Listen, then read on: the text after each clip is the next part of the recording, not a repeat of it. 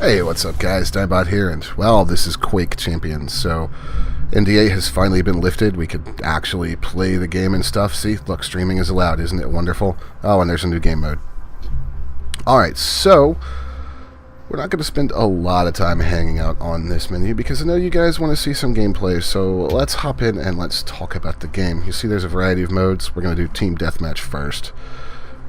Now, this is from id and Bethesda, being published by Bethesda. It is Quake, except it's not Quake, but it is Quake. Alright, let's get something out of the way first here, and we're going to be playing as the Ranger, who is the Quake 1 guy. Match found. Alright, so let's accept. So, people have been saying that this game is not true Quake, that the champions ruined the game, that the passives and the actives ruined the game. That we'll talk about later with the champions, but people have also been saying, oh, they took strafe jumping out of this, and they did this and that, and it's not Quake. Bullshit. Anybody that tells you that is lying. This is Quake. Blood Covenant is actually a Quake 3 map, so we're going to play that because I like that map. Now then, I'll just preface this by saying, remember, you're here for the commentary, not the incredible gameplay. So, let's get loaded in. And this game has some really horrible loading times for whatever reason, like upwards of 15 seconds for me a lot of the time, and I don't really understand why. And we're still not fully loaded. Ah, there we go. Alright, so this is the warm-up. So you can run around, and you can shoot, and you can watch the game lag, which is actually a problem that we'll talk about a little later on as far as netcode goes for this game. But basically, it's just, pre-match warm-up. Just run around, do whatever. It doesn't count. So, you guys may be noticing that this looks pretty Quake-like. That's kind of because it is. I mean, it moves like Quake, it feels like Quake, it runs, performance-wise, most of the time, phenomenally well, and the engine looks like it'll run on a toaster as far as scalability. So here we go. Now, right away you'll notice that icon in the bottom. That is my hero's special ability. In this case, for the Ranger, it allows me to throw out a little ball of energy that I can then teleport to, so it can be kind of fun. Let's kill this guy. Talk a little bit about what makes Quake Quake. So, Quake is a first-person shooter. It's an arena-style shooter. It's got weapons on the map that you pick up, but it's very much a game about map control and resource management. It's about finding the pathing that gets you to the weapons you want and allows you to control the mega armor and the various other power-ups. That's going to be how you're going to win, and I'm also terrible at strafe jumping. It's been way too long since I've had to do it, and I'm just not doing a good job. There are a variety of weapons around the map. Currently using the double shotty. There is my ability, and every character also has a passive, and I will... Oh yeah, the Ranger's is that he takes less self-inflicted damage, so he's made for rocket jumping, basically, which would be great if I could get the rocket launcher. Speaking of... Excuse me, guys. Time to kill is pretty quick. Now, I have heard a lot of pros that have played this game have said that the hitboxes are actually an issue. This game uses very precise hitboxes, and the pros have said that for such a fast-paced game, it's actually a bad thing, that it actually really affects, say, the shoddy and things like that. They would prefer the blockier hitboxes. That being said, I really can't tell the difference because my aim sucks anyways. Like I said, you're here for the commentary, not the gameplay, and we're just going to keep it that way. Now, you'll see me picking up these little hourglass icons. They allow me to decrease the cooldown on my slip gate there, which is actually very nice. Now, one of the problems with the slip gate, and one reason you'll hear me say that the power-ups, or the powers, don't actually impact the game in a huge way is when I throw that thing out, everybody can see it. They know where I'm going to go, so it's pretty easy to have a rocket waiting there for me when I teleport out. Now, if I hit somebody with it and teleport to it right as it hits, I'm going to telefrag them, so there's trade-offs either way there, but that's why I feel like that ability and a lot of the others aren't huge game changers. They're certainly nice, and the effect for the quad damage right there is super nice, but I don't feel like the champion abilities really ruin the fundamental balance of the game in any way. I feel like some of them aren't very fun and aren't very Quake-like, but that's a completely different thing, and we'll talk about that when we go over the champions. So you'll notice that I'm getting my ass kicked, and what's happening here is exactly what I've been talking about. They're controlling the map very well. They're on a route that allows them to get the power-ups. They're staying together. And basically, because of that, they're just wrecking our asses. But the gameplay is snappy. It's fun, it looks good, it runs very well. I've seen a few hiccups here and there. However, there's also been a lot of reports of hacking, of people turning on and off, lag so that they can get out of a fight where they're losing, things like that. And the netcode seems to be a little less than stable sometimes. Now, it is a beta, but for a game like this, which is an online first-person shooter with no single-player component, the netcode's got to be rock solid, and it's not. It actually has some significant issues that id and Bethesda absolutely have to address. Let's switch heroes.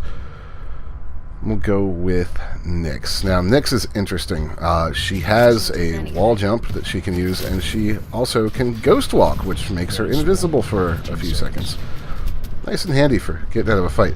You'll also notice that I chose a starting weapon. Now, this is not a loadout. This just allows me to choose a weapon I'm more comfortable with to start. It is weaker than a normal shotgun. It's not doing as much damage. Now, if I were to pick up another shotgun, it would turn into that super shotgun, but it's simply something I feel a little more comfortable with starting out with. And here's the super machine gun, and there goes the super machine gun. Great. Yeah, it's a Quake game. It's fun. It's fast.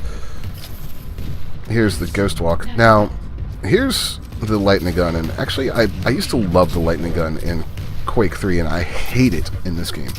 I feel like it does no damage at all. I know it wasn't always a high damage weapon in the older games, but I really, god damn it, this guy in the rocket launcher, I really feel like it does, he cut me off. I really feel like it does nothing in this game, damage-wise. Weapon balances and tweaks are certainly incoming as they work on releasing the game.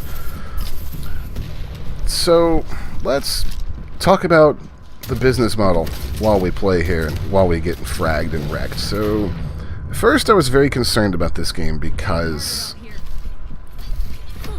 I saw that it was going to be free to play, and it had a bunch of champions, 9 at the current time to be exact, and I was thinking, great, okay, so they're going to, oh god, their whole team's here, oh god, oh god, I was thinking, oh, they're going to charge us, per hero or whatever, it's going to be, awful and overpriced, and I really don't want to deal with that. But no, there's actually the free model, and there is the pay $50 and get every hero that they ever champion. I'm sorry, I'll get it right eventually. Every champion that they ever release. So, which I'm comfortable with that model, and that allows the free mode to essentially act as, say, a demo for people that aren't sure if they want the game. And then, if you want to buy an individual hero or pony up and buy the whole game, then you can go ahead and do it. And I'm fine with that model if that's how they want to do it. There's a lot of other games that have done that. Smite is a great example. Smite allows you to rent heroes or purchase individual heroes, but it also allows you to do the whole buy it and get everything that ever comes out for it forever, except for the cosmetics thing. And they're gonna have a cosmetic shop in this game. I'll show it to you guys in a minute. And I don't have a problem with buying cosmetics. I never have. It's buying power that's always turned me off in these kind of games, and I see no such indication that they're going to do that. So the business model is absolutely fine by me. I don't have a problem with it. What I do have is a problem with jumping and lagging. GG netcode. All right, let's get in here and get killed. Yep. So this is part of the champions. I have lower health than a lot of other champions. I'm a squish. Every character has their own stat for health, armor, and speed, and the health and armor have a base and a max, and we're tabbed out. Thanks. This game is not running true full screen. Let's look. It's on full screen. It just let me mouse right out of the game. I hate it when devs do this. It's 2017. Don't, put off a borderless window mode on us as full screen. It's bullshit. Don't do it. Actually, that's a major problem. That needs to be fixed ASAP. That is, a lot of people run dual monitor setups. Why is it such a hard concept to have true, dedicated full screen? Fucking ridiculous. Yeah, the battle could be going better. Thank you, in-game character, for saying exactly what I was thinking.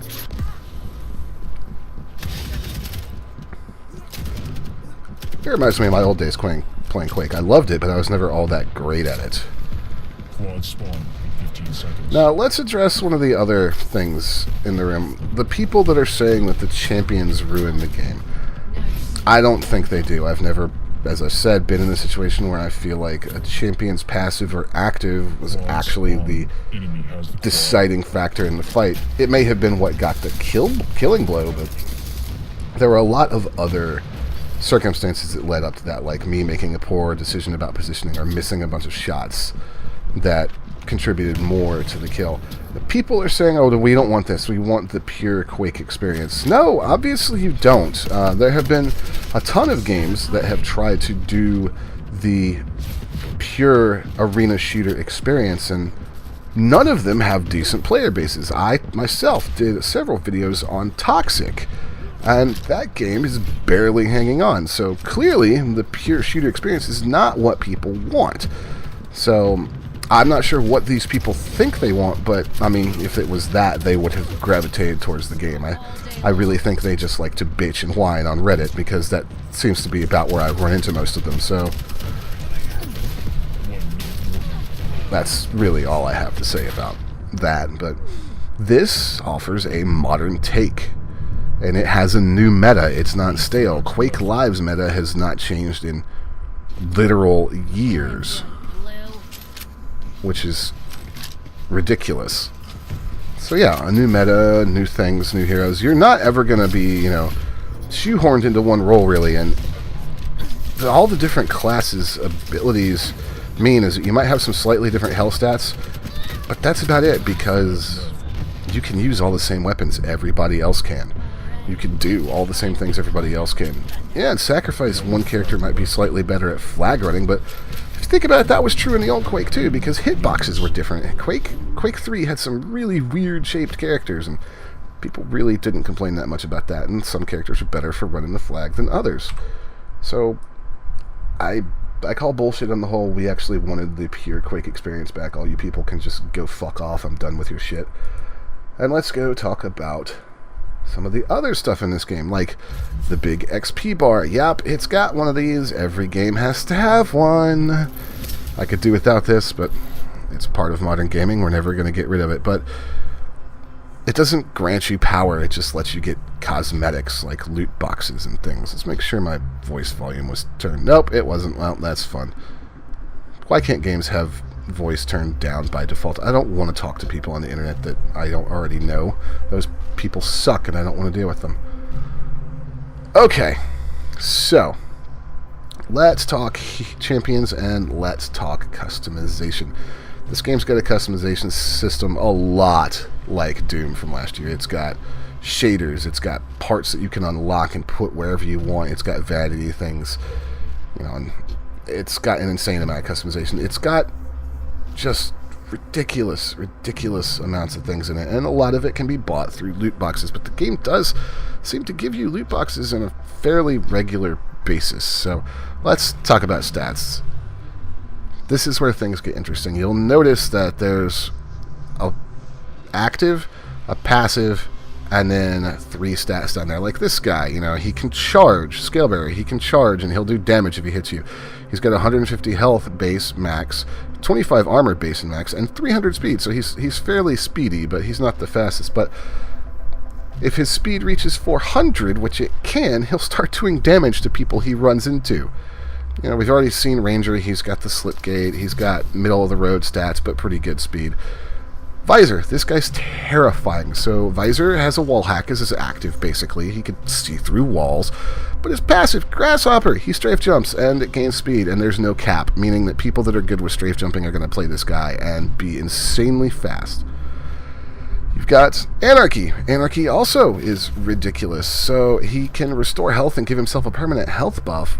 But what's even nuttier is that he can, have great control in the air with his hoverboard pro passive. So if you have a lot of speed with this guy and you're in the air, you're going to have quantitatively better control than anyone else. Nyx, we played as Nyx. She's got wall jump. She's got ghost walk. We've got Sorlag, who is the guy that killed us with his acid spit, which was not fun. And he actually has 2 passives. He's got bunny hop. When he jumps in one direction, he increases speed, and he can't take acid damage. So not the fastest, though. Here's Clutch. Clutch I actually hate. Clutch's passive or active is stupid. It puts up a barrier, and the barrier only goes down when he activates his weapon. Why, in a game about fighting people, will you force me to stop fighting people? That needs to go right now. He's also a good newbie-friendly character. If you run in one direction for long enough, he accelerates, and he takes less damage. So, yeah, he's a good newbie-friendly character. Still, hate him. Absolutely hate him. I've never seen her active used. It's a totem that heals her and does damage to enemies and heals her allies. Never, ever seen it used. And picking up health also decreases her cooldown. She's kind of a middle-of-the-road character as well. And Slash. I love Slash. Slash is great. Slash leaves a plasma trail behind her when she activates her ability. Pressing the button again detonates it. And guess what? People that get caught in it generally die. It's a hell of a lot of fun. And she can crouch slide, so if you crouch when you land from a jump, she gains speed. It's pretty freaking fun, and she has 0 armor base. She's extremely squishy. These are the kind of things that are going to determine your character choices. But all in all, I don't feel that they're game breaking. Here's the loot boxes. Let's see what we get. It's got a slick animation. This should look familiar if you played Doom. So we got something for Galena and something for Visor. You can buy them. I don't have any more. I'm not going to buy some. Alright. So, back to the customization. Some of the costumes make the characters look completely different, and I'm actually a big fan of these different looks. And you can mess with all kinds of doodads, but one thing that they really got me on is this. The old Quake guns. You know, they're in here, and I want them. They look amazing. And just, that's a great cosmetic right there. There's the Quake 4 lightning gun. There's the Quake 1 rocket launcher. There's the fucking Quake 2 railgun. I want these things. They don't have different power levels or anything. They're awesome cosmetics, and I think this is a great way to monetize the game. You also have these daily challenges that allow you to get favor to spend on things, so, you know, that's not a bad way to go about it either. But as long as they don't ever do a pay-to-win model, and I don't think this game is even remotely set up to do that, I'm fine. So, let's, should we do one more match? I guess we should jump in to do one more match. We'll, maybe talk about Duel for a second, because Duel is the problem game mode that's going to give free-to-play players a problem. You have to have 3 heroes to even get into it, because it has a draft. But if you can rent, and if there's the other system, I don't see a problem with it. But let's try out the new mode, which is Sacrifice. And Sacrifice is kind of interesting. Sacrifice lets you play as a team, and it's kind of like a capture the flag mode with a little bit of domination thrown in, and it's pretty damn interesting. Let's check it out. Now, while you're waiting for the queue, you can switch heroes and everything. Champions, God, I'll get it right eventually. You can switch champions. Stupid game.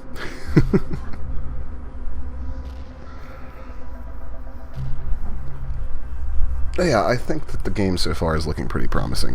Like I said, have my nitpicks with it, and we'll definitely have to talk about those nitpicks coming up. I've already gotten most of them, but yeah, match found. And let's go. Time for another ludicrous loading screen, I'm quite sure. That's definitely one thing I don't understand. Alright, here we go. Okay, warm up again. Yay. Alright, so like I said, this is Sacrifice. The idea with Sacrifice is you go grab the soul. There's the plasma trail for this character.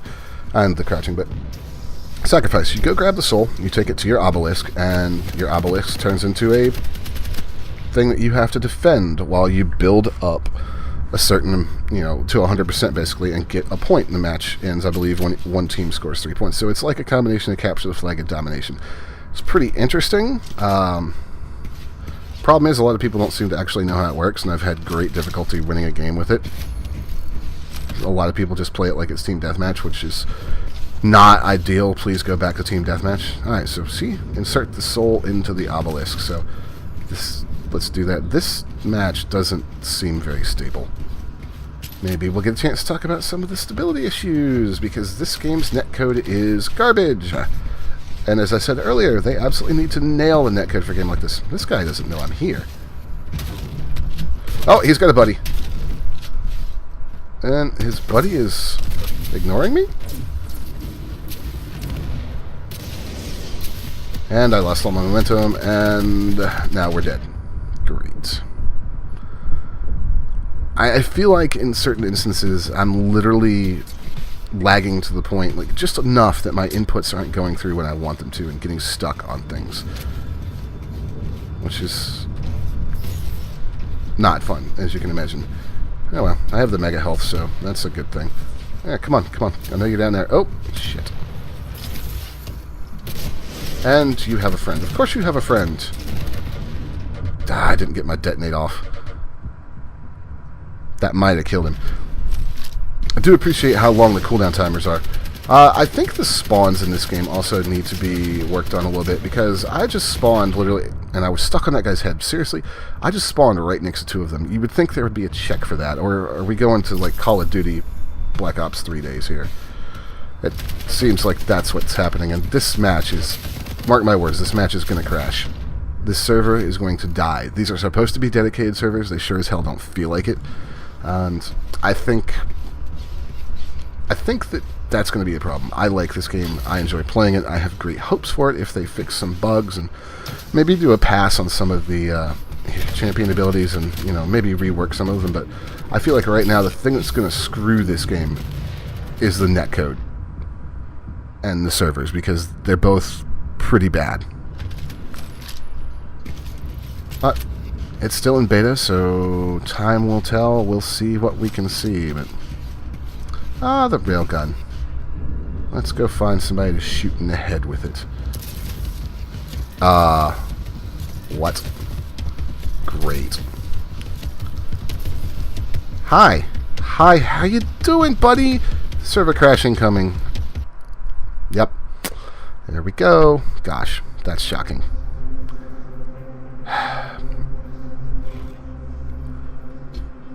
I don't know what to say. This game has issues that need to be fixed, like right now, and I see it hurting the game greatly if they don't fix said issues pretty damn quickly.